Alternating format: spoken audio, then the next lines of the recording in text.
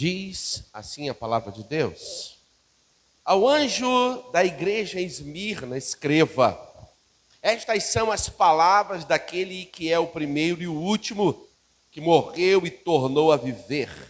Conheço as tuas aflições e a sua pobreza, mas você é rico. Conheço a blasfêmia dos que se dizem judeus, mas não são, sendo antes sinagoga de Satanás. Não tenha medo do que você está prestes a sofrer.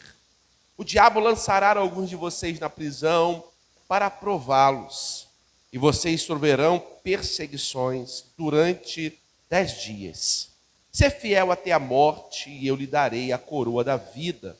Aquele que tem ouvido, ouça o que o Espírito diz às igrejas. O vencedor, de modo algum, sofrerá a segunda morte. Feche seus olhos. Pai, em nome de Jesus, o Senhor nos dá o privilégio de estar na tua casa e agora compartilhando a tua palavra. Que o Senhor possa falar conosco e nos ajudar, ó Pai, a compreender o que o Senhor deseja, o que o Senhor espera dos teus filhos nessa noite. Fica à vontade entre nós, em nome de Jesus. Amém e amém.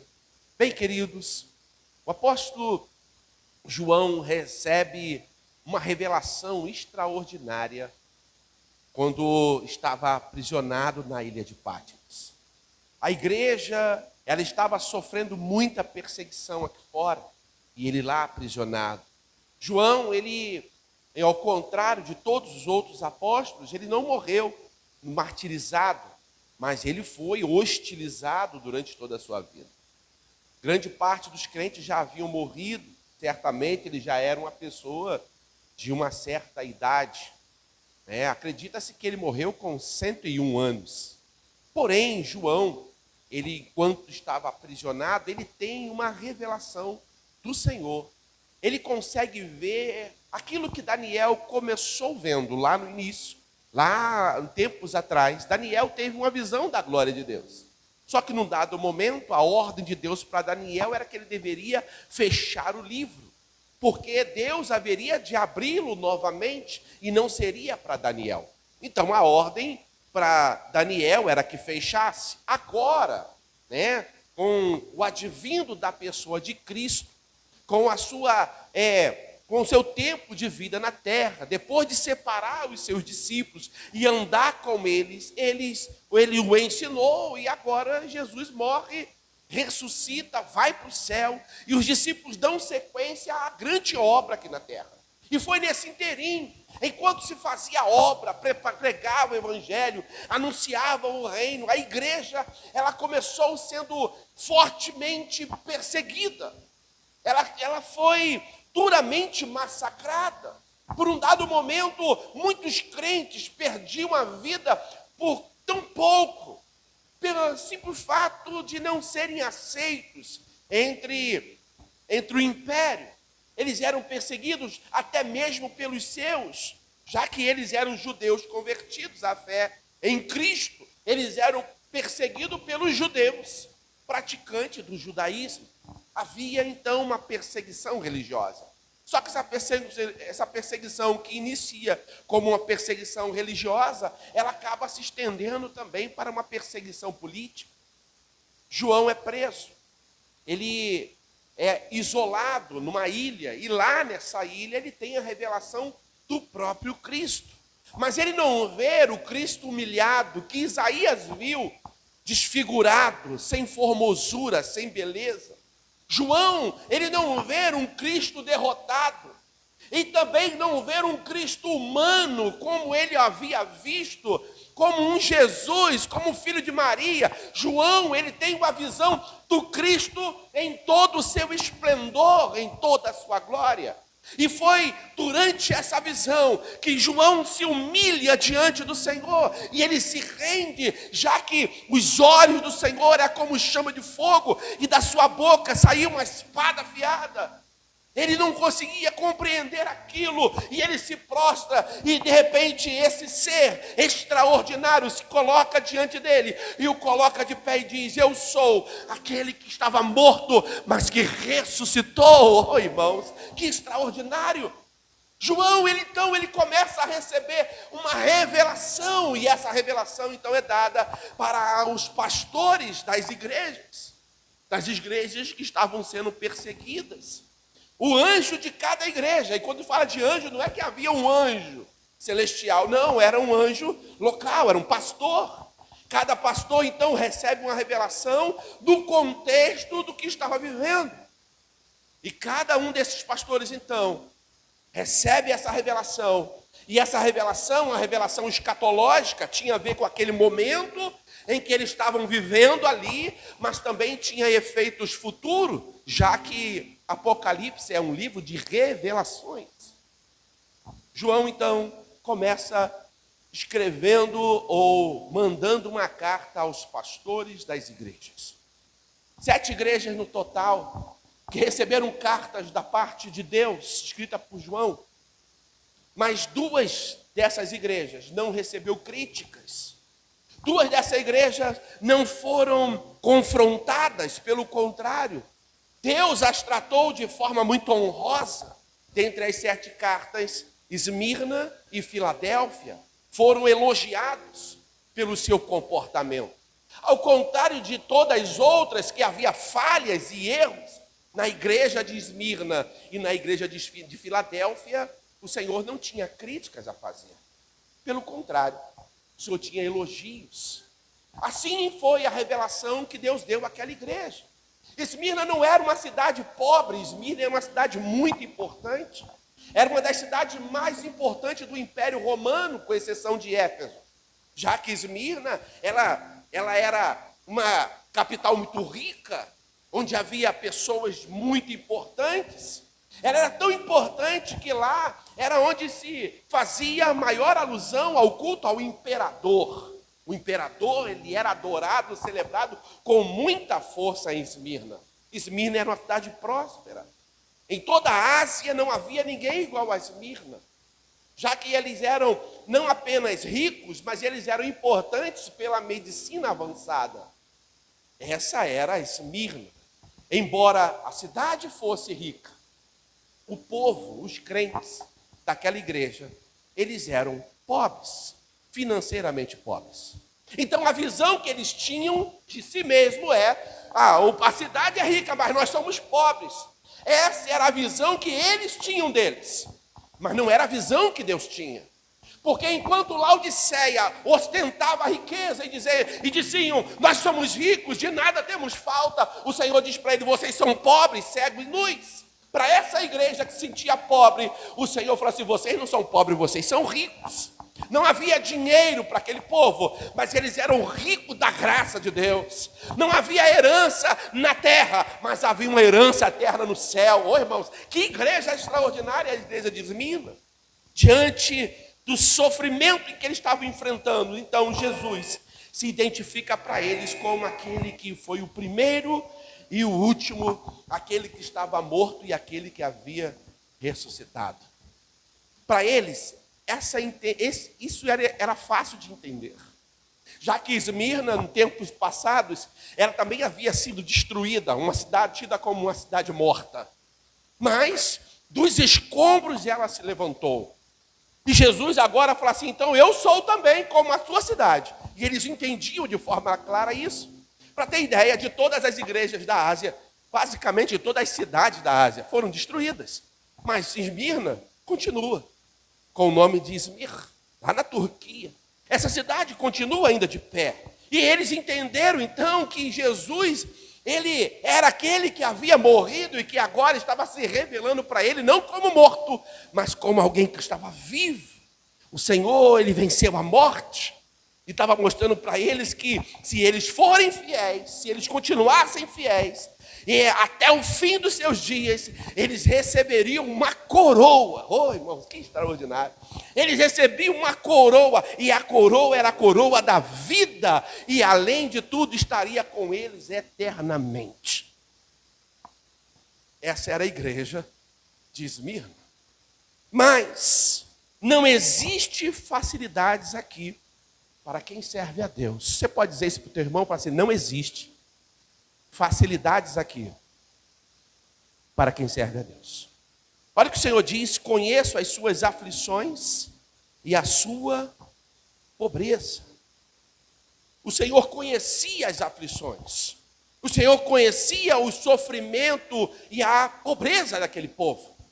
Lembra? Eles se diziam pobres. E eles viviam como pobres. Mas Deus não os via assim. Deus os via como ricos. A pergunta é, como você se vê?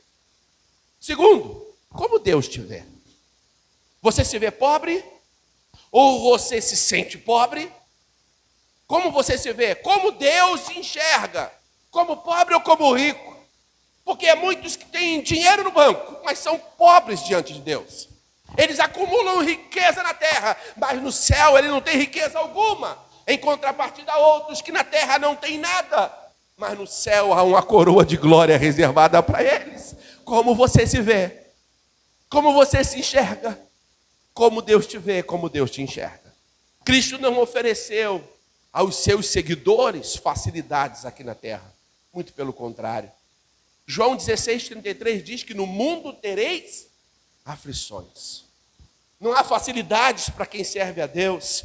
Os cristãos passariam por muita luta, mas não devemos esmorecer, recuar, retroceder na fé ao enfrentarmos tais dificuldades. Não somos blindados pelo fato de sermos crentes. Eu sou crente, então não vai passar por luta. Não, irmãos. Nós não somos blindados por sermos crentes. Nós não somos imunes ao passar pelas lutas. Essa visão triunfalista não combina com a palavra de Deus, não combina com a Bíblia. Jesus, ele era o Messias e morreu crucificado numa cruz. Pedro era o discípulo fiel, mas morreu crucificado de cabeça para baixo. Isaías, ele era um grande profeta, mas morreu cerrado ao meio. Irmãos, todos os apóstolos, com exceção de João, tiveram mortes terríveis. Mas diz a Bíblia que eles permaneceram fiéis até o fim. Eles não pararam porque o sofrimento era grande. Eles não pararam porque havia perseguições. E essas perseguições, elas não são oriundas da parte de Deus. As perseguições, elas vêm da parte do diabo, cujo objetivo é fazer com que você se desanime, com que você abandone a sua fé, com que você retroceda, com que a gente fale assim, não dá mais para mim, acabou, eu vou desanimar, eu vou desistir. A perseguição, ela vem com esse objetivo, irmãos. E tem pessoas que, diante do sofrimento, ele se esquece que o sofrimento que temos aqui na terra são sofrimentos momentâneos, passageiros, efêmeros, em comparado com a eternidade. Irmão, se nós atentarmos para a eternidade, nós vamos ter uma breve compreensão de que vivermos aqui na terra pode ser 100 anos de vida, é comparado como nada. A vida inteira, diz a Bíblia, que ela é como um sopro, é como um orvalho que se desvanece, é como um sopro, é como um hálito. Irmãos, olha como o que é comparado à vida, é comparado a nada, em se tratando de eternidade. E sabe qual é o propósito de Deus? É que eu e você iremos um dia morar com Ele na glória, é o que o Senhor tem para nós. O Senhor deseja que eu e você sejamos fiéis para que um dia estejamos com Ele, irmãos, nas mansões celestiais. O Senhor deseja isso. Por isso o diabo quer tirar você da fé. Por isso o inimigo trabalha para te roubar a alegria, para te afastar do propósito. Ele envia tribulação para você, ele envia perseguições, ele envia luta. Mas, irmãos, eu glorifico a Deus, porque a Bíblia diz, não veio para vocês tentações que não fossem humanas ou comuns ao homem, mas Deus é fiel e Ele não permitirá que vocês sejam provados, tentados, além do que vocês possam suportar. Porque junto com a provação, junto com a tentação, Deus te dará o escape. Você pode levantar a sua mão e dar glória a Deus. Há um escape para você. A luta vem, mas há um escape para você. A batalha vai vir, mas há um escape para você. Fala para o seu irmão, há um escape para você. Sabe o que é o escape, irmãos? É um meio para você vencer. É uma arma certa. Para você que está num barco, no meio do oceano, o que você precisa nesse barco? Para você passar, para você chegar a um lugar de descanso, você precisa de um remo. De que adiantaria você ganhar um machado? Lá no meio do oceano você ganha um machado, ganha uma facão. Que dificuldade. Ganha uma faca. Não teria validade de nada, mas se você ganha um remo, você consegue sair daquela situação. Agora, o oposto também é verdadeiro. Você está no meio da mata e de repente vem para você um remo, um colete salva-vida no meio da mata. Oh, irmãos. Então não são todas as armas para todos os lugares, é a arma certa. Fala assim, o escape é a arma certa. Então, para cada luta que você enfrenta, Deus te dá uma arma certa. Deus te dá, sabe, as munições corretas. Ele te dá o escape certeiro. Então, irmão, meus queridos, o que eu quero dizer com esse texto é que não existe facilidades aqui para quem serve a Deus. No mundo, seremos afligidos. Segundo, a extensão da nossa fidelidade. O texto vai nos ensinar que devemos ser fiéis até a morte. Irmãos, então não é ser fiel enquanto as coisas estão dando certo. Não é ser fiel enquanto eu estou recebendo o aplauso dos homens. Nós não podemos ter uma visão romântica da vida cristã. Sabe aquela visão romântica? Seus problemas acabaram. Isso aqui não é organização Tabajara, irmão. Isso aqui é a igreja. Nós somos servos do Senhor. Nós estamos caminhando rumo aos céus. Então não é ser fiel porque está tudo dando certo. Deus promete o céu para nós. Fala assim, Deus me promete o céu. Está meio fraco, mas Deus me promete o céu. Mas enquanto não chegarmos lá, precisamos ser fiéis aqui. O céu está garantido, mas a fidelidade, ele exige de mim aqui. Eu preciso ser fiel aqui. Jesus nos alertou, no mundo vocês terão tribulações. Não existe facilidade para quem deseja caminhar com Deus. Irmãos, eu vou te dizer ainda mais. Se você vai caminhar com Deus, talvez o negócio vai estreitar para o teu lado. Na grande maioria, tua vida corre na boa, até que você decida servir ao Senhor. Quando você decide de verdade entrar no céu, irmão, parece que o inimigo se levanta com raiva, com fúria, para tentar tirar você do propósito. Você não sofria perseguições em casa, de repente você percebe que você está sendo afligido, julgado, criticado, está sendo apontado. As pessoas começam a olhar para você de forma estranha, a fazer certo tipo de críticas que te magoam, que te ferem. Tudo porque você decidiu, sabe, ser crente, ser fiel.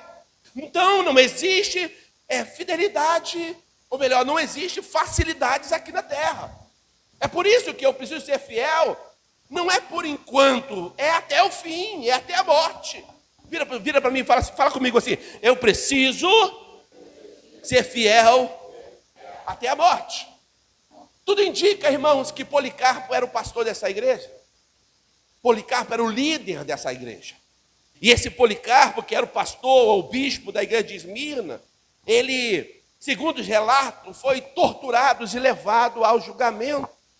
Foi-lhe ordenado negar a fé em Jesus e a blasfemar contra Cristo. Mas Policarpo, com muita firmeza, disse: há 86 anos eu sirvo a Jesus, e ele nunca me fez mal algum. Então, como eu posso blasfemar contra o meu rei, contra o rei que me salvou? Irmãos, que testemunho. Há 86 anos, ele já era um ancião. Eu sirvo a Cristo. Há 86 anos eu sou fiel a Ele. Como eu posso me tornar desleal agora? Agora que eu estou próximo de entrar na glória, como eu posso me tornar infiel? E foi diante dessa declaração corajosa que o queimaram vivo. Ele estava vivo quando foi queimado. Aí você fala assim, bem, foi queimado, o que aconteceu? Irmãos, os romanos gritavam de euforia enquanto ele gemia lá sendo queimado. Mas, enquanto ele sofria, a igreja, os crentes que estavam na fila do sofrimento, eles não estavam ali na plateia, eles seriam próximos a ser julgados. Eles glorificavam a Deus pelo fato de poder passar por tribulações. E a gente às vezes reclama quando uma unha cai. Quando um problema acontece. Quando a gente bate a porta e alguém nos fecha. Quando somos criticados. Quando alguém nos aponta o dedo. A gente fica chateado porque não estão sendo favoráveis conosco. Em nenhum momento eles negaram a sua fé. Em nenhum momento eles blasfemaram contra Deus. Pelo contrário, enquanto havia gritos de um lado de euforia, daquele macabro, aquele macabro e escabuloso espetáculo, os salvos, em meio à dor, cantavam louvores ao seu Criador. Sabe o que me vem à mente quando eu vejo isso, irmãos? Quando te espreme. Porque sofrimento tem a ver com espremer. Esmirna era famosa por uma essência que era extraída das suas árvores. E essa essência era esmagada, era triturada. Ela passava por um processo de tribulação, que era esmagamento. E quanto mais se esmagava, mais essência saía. Mais mirra saía. Pergunta para você, quando você é esmagado, o que sai de você? Quando você passa por tribulação, o que sai de você? Blasfêmia? O que sai de você? Palavrões? Quando você crítica, apontamento, julgamento, o que sai de você quando você passa por tribulações? O apóstolo Pedro, escrevendo a sua primeira carta, no capítulo 4, ele falou assim, olha, quando não julgueis coisa estranha o passardes por tribulação, mas alegrai-vos por passar pelas tribulações. Por quê? Porque o Senhor, na verdade, vocês são dignos da glória do Senhor. Irmãos, que extraordinário. Não devemos nos entristecer pelas tribulações. Foi Tiago que diz, alegrai-vos na tribulação. Não é você se alegrar da tribulação. Não é você ficar igual um bobão, sorrindo por estar passando por luta. Não, irmãos. É no meio da tribulação você glorificar a Deus. É você encontrar valor do Senhor. É você olhar ao seu entorno e ver problema para tudo quanto é lado. Mas olhar após o seu entorno e você vê que lá à frente há um Deus aguardando você. Aleluia! Há um Deus de braços abertos aguardando aqueles que são fiéis. Aqueles que passarão pela tribulação e não negarão a fé. Os que passarão pela luta, mas não blasfemarão contra Deus. Eles enfrentarão a prova, a adversidade, mas não declinarão da sua confiança. Não se apostatarão da fé. É o que o Senhor espera da gente, Mauro. É o que o Senhor espera da gente, Aloysio. É que sejamos fiéis. Não até a primeira luta, primeiro obstáculo. Mas é que sejamos fiéis até o fim. Porque a extensão da nossa fidelidade é até a morte. Você precisa ser fiel até a morte. Vira para o teu irmão e fala para ele, você precisa ser fiel até a morte. Até a morte, irmãos. Porque foi assim que aconteceu com Jesus. Ele foi fiel até a morte. Quando veio Jesus na cruz, antes de ir para a cruz, ele falou, Senhor, se for possível, passa de mim esse cálice, sem que eu beba. Mas se não for, todavia, faça a tua vontade, não a minha. Não era da vontade dele passar pela tribulação que ele passou. Mas era o propósito. Às vezes nós não compreendemos, irmãos, a nossa luta, a nossa guerra. Às vezes a gente até julga, né? Senhor, por quê? Por que eu? Por que tanto sofrimento? Por que tanta luta? Por que tanta prova? Irmão, se você está na prova, é porque Deus está querendo que de você seja extraído o que há de melhor. O Senhor não quer que você blasfeme, negue a fé, retroceda. Pelo contrário, Ele quer que você avance, que você cresça. Então, seja fiel até o fim. Essa é a extensão. Por quê, pastor? Porque há uma recompensa pelo fato de sermos fiéis. A fidelidade será recompensada. Olha o que diz a Bíblia: ser fiel até a morte e eu te darei a coroa da vida. Irmãos, há uma coroa para nós. Não é uma coroa conquistada como lá em Roma, nos campeonatos, nas competições, nas Olimpíadas, o atleta ganhava. Ele também ganhava uma coroa. Uma coroa feita de louro, que em breve apodreceria. O crente não receberia, o fiel não iria receber uma coroa perecível, mas diz a Bíblia que ele receberia a coroa da vida. E quando se fala de vida eterna. Então existe uma extensão da tua fidelidade, que é a tua morte, mas existe uma recompensa da tua fidelidade, que é a vida eterna em Cristo Jesus.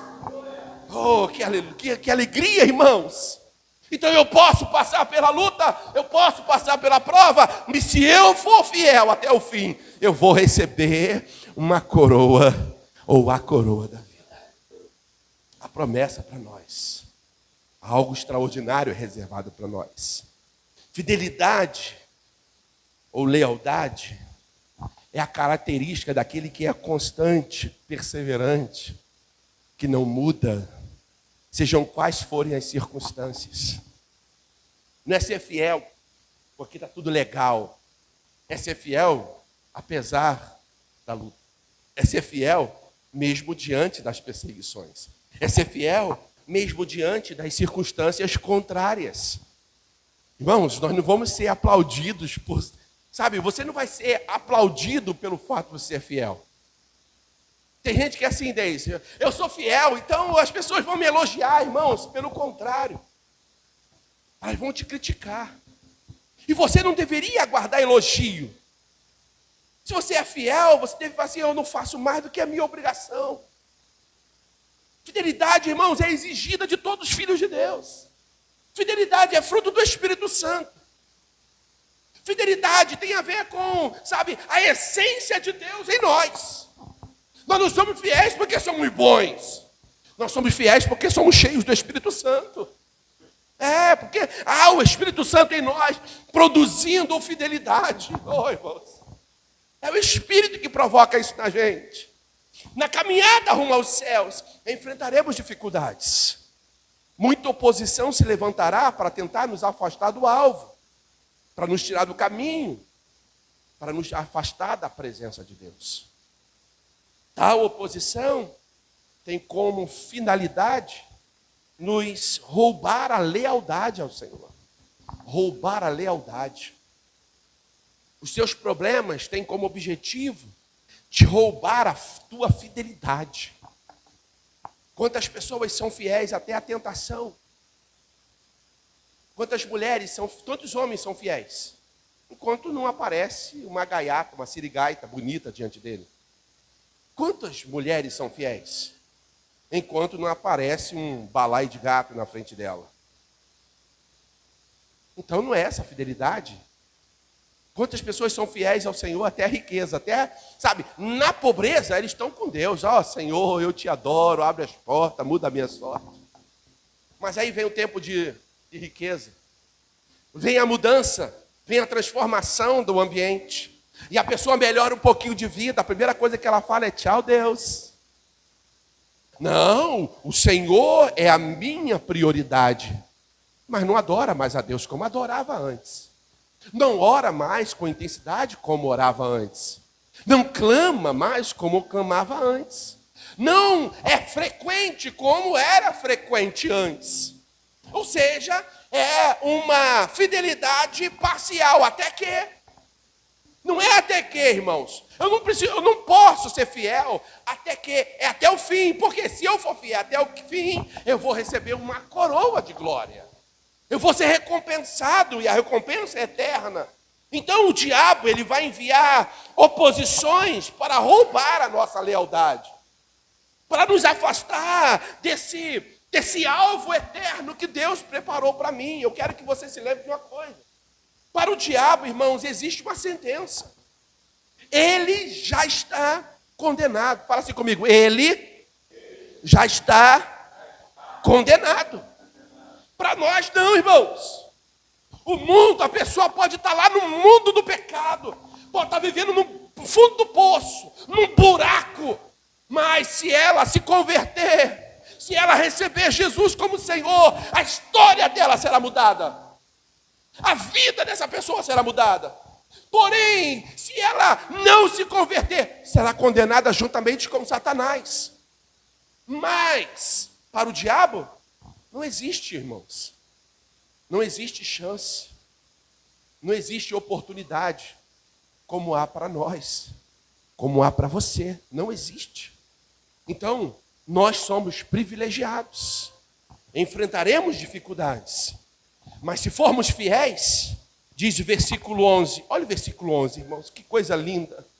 O vencedor, de modo nenhum, sofrerá o dano da segunda morte. Eu não sei se você sabe o que significa isso. Segunda morte é uma referência à condenação eterna no lago de fogo e enxofre. Não é a primeira morte é a morte da vida, irmãos. Aqui, nós estamos aqui agora, um dia não estaremos mais. O perecível, ele vai perecer. O mortal vai morrer. Até que um dia o corruptível se revista da incorruptibilidade e o mortal da imortalidade. Quem entende isso, diga amém. Um dia, irmãos, a glória de Deus há de nos invadir. Diz João, em sua primeira carta, no capítulo 3. Hoje nós o vemos como enigma, mas um dia nós o veremos face a face, porque assim como ele é, nós também seremos. Sabe o que significa isso? Nós também teremos um corpo de glória. Ô, irmão, isso é maravilhoso. Mas é para que isso, pastor? Para quem é fiel. Para quem não cede à tentação. Para quem não retrocede da fé, porque a luta está difícil. Porque a enfermidade chegou. Porque a prova bateu a porta. Ou porque a vida ficou boa demais. É ser fiel até o fim. Porque existe uma promessa para nós. Qual é a promessa? A vida eterna. E não sofrerá o dano da segunda morte. Não, além de termos uma coroa, nós jamais estaremos com Satanás, seus demônios, seus asseclas, lá no inferno. Nós estaremos com ele na eternidade, por todos os séculos dos séculos. Amém, aleluia. Há uma promessa, irmãos. Há uma promessa de Deus para nós. Mas apenas aqueles que têm o seu nome escrito no livro da vida é que estarão habilitados para tomar posse dessa promessa de vida eterna. Só quem tem o nome no livro da vida. Portanto, você que me ouve, você que ouviu essa mensagem, o que você precisa fazer é abrir o teu coração, é ser sincero com Deus, é pedir para Deus, Senhor, me dá a eternidade. Cansei de viver a minha vida. Eu quero viver contigo agora. Eu não posso mais sentir a tua presença somente aqui na igreja. Eu quero sentir a tua presença lá em casa também. Eu não quero sentir apenas alegria num culto. Eu quero sentir a tua presença e a sua alegria depois da bênção apostólica também. Eu quero sentir a tua presença depois do culto também. Entregue sua vida nas mãos do Senhor. Não deixa para depois. Irmãos, não podemos esperar. Não podemos procrastinar para tomar uma decisão de fidelidade pela salvação da nossa alma. Irmãos. É algo muito sério. Está em jogo a nossa salvação. Nós não sabemos o dia de amanhã. A igreja de Esmirna, eles já estavam sendo massacrados. Eles estavam sofrendo. Contudo, apesar de todo o sofrimento, eles se mantinham fiéis. E Deus aprovou a fidelidade dele. Deus olhou para eles e falou assim: olha, se você continuar fiel até o fim, até a morte, você vai receber a coroa da vida. Ou seja, mesmo eles sendo fiéis, não bastava ter sido fiel até a carta ter sido escrita. Não basta sermos fiéis até você ouvir essa mensagem. Essa mensagem, ela pode ter sido boa para você enquanto a ouve, mas a fidelidade, ela tem que ser até o fim, porque se for até o fim, você será recompensado com uma coroa eterna e não sofrerá de modo algum o dano da segunda morte. Oh, aleluia! É promessa, irmãos, é promessa. Os crentes no passado, eles deram a sua própria vida por amor ao Senhor. Eles não tiveram pena. Eles não tiveram dificuldade de dizer: Jesus, a Ti eu entrego a minha vida. Está na hora de fazermos a mesma, irmãos. Está na hora de entregarmos a nossa vida para Jesus.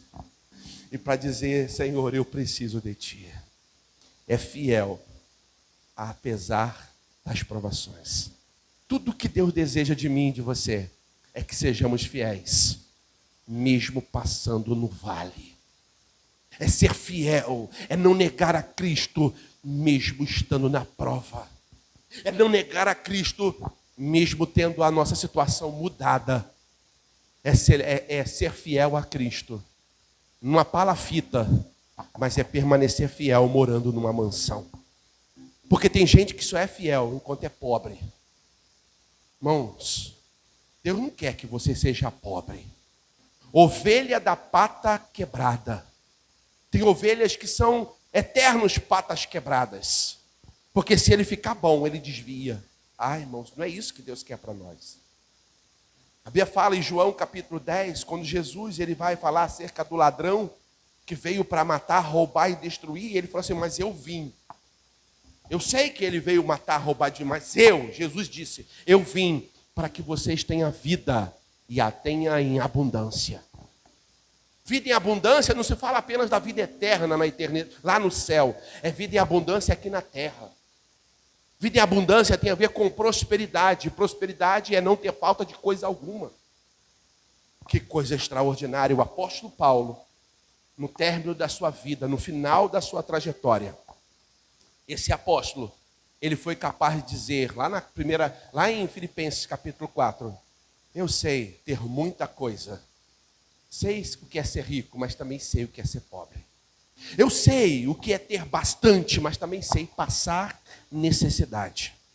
Mas posso todas as coisas naquele que me fortalece.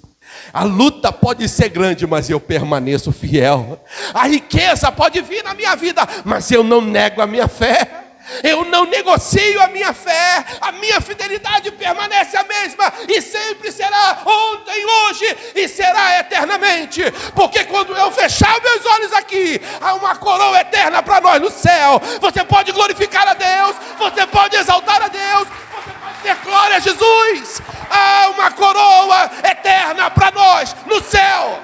Então seja fiel até a morte. Não desanime, não retroceda, não desista. Em nome de Jesus.